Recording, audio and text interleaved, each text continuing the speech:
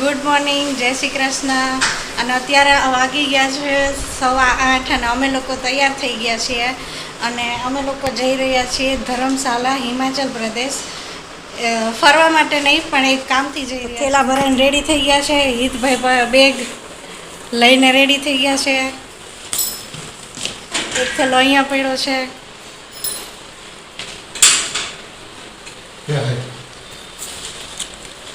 હાય હાય, ચલો ફરવા. Good morning, જય શ્રી કૃષ્ણ.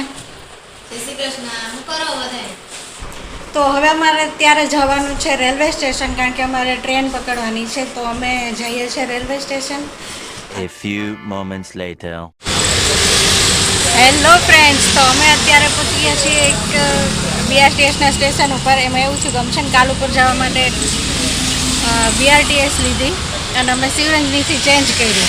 તો શિવરંજનીથી ચેન્જ કરીને નરોડા ગામવાળી વાયા કાલુપુરવાળી બસમાં જ બેઠા અને નહેરુનગર પહોંચીને એવું લાગ્યું કે આ બસ નથી જતી. તો નહેરુનગર પાછળ ઉતરી ગયા અને પછી પૂછ્યું ને તો એ જ બસ જતી હતી. પાછી એ જ બસ જે નેક્સ્ટ આવે ને હવે 10 મિનિટ પછી પાછી આવશે. હું પાછી એ જ બસમાં બેસવાની. આપણા સાચી જ બસમાંથી આપણે ઉતરી ગયા. કેવી ફિલિંગ આવે છે તમને? બહુ ઘટિયા મજા જ નથી આવતી.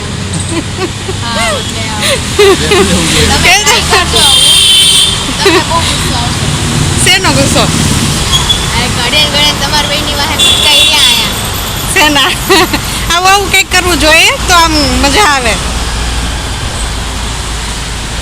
બરાબર ને?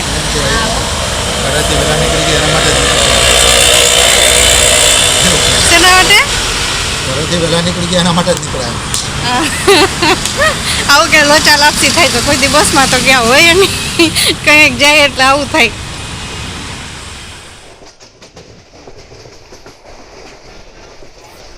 તો હવે સ્ટેશને પહોંચીને તો વિડીયો શૂટ નહોતી કરી શકી, કારણ કે થોડીક વાર પછી તરત જ ટ્રેન આવી ગઈ હતી અને બહુ વ્લોગ ઉતારવાની આદત નથી ને, એટલે થોડું માઇન્ડમાંથી જતું રહ્યું, એટલે સોરી. અને અત્યારે હું છે ને તમને રાજસ્થાનનો રસ્તો બતાવી રહી છું.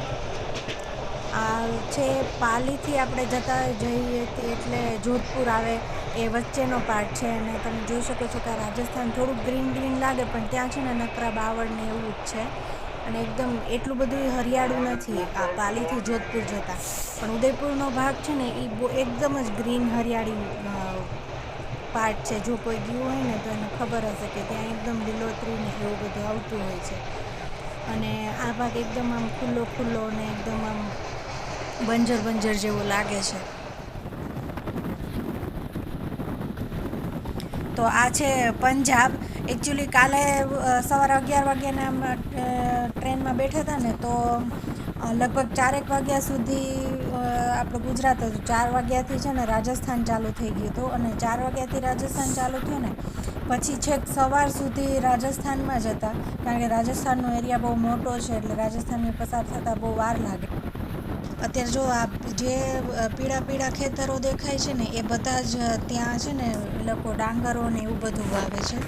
મતલબ અત્યારે ડાંગરનો પાક પાકીને રેડી થઈ ગયો હોય છે અને અત્યારે ક્યાંક થ્રેશર બી દેખાય છે કે એ લોકો એવી રીતે આપણે જે રીતે ઘઉંનું ને એવું કરતા હોય છે ને એવી રીતે એ લોકો ડાંગરનું કરે.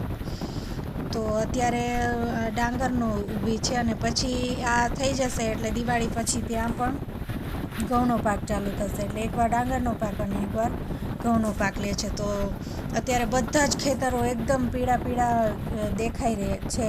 એક પણ ખેતર ખાલી નથી અને એક પણ ખેતર લીલું નથી દેખાતું. એમ બધાય ખેતર પીળા જ દેખાય છે. જો આ બધા ખેતરો છે ને એમાં પાકેલો પાક જ છે બધી જગ્યાએ ડાંગરનો. તો બધા જ પીળા દેખાય છે. તો મેં અહીંયા તમને થોડુંક રાજસ્થાન અને થોડુંક પંજાબ બતાવવાની ટ્રાય કરી છે. તો જો મારો વિડીયો તમને પસંદ આવ્યો હોય તો મારા વિડીયોને લાઈક કરજો, શેર કરજો અને મારી યુટ્યુબ ચેનલને સબસ્ક્રાઈબ કરવાનું બિલકુલ ભૂલતા નહીં. Thank you so much. મળીશું નેક્સ્ટ વ્લોગમાં.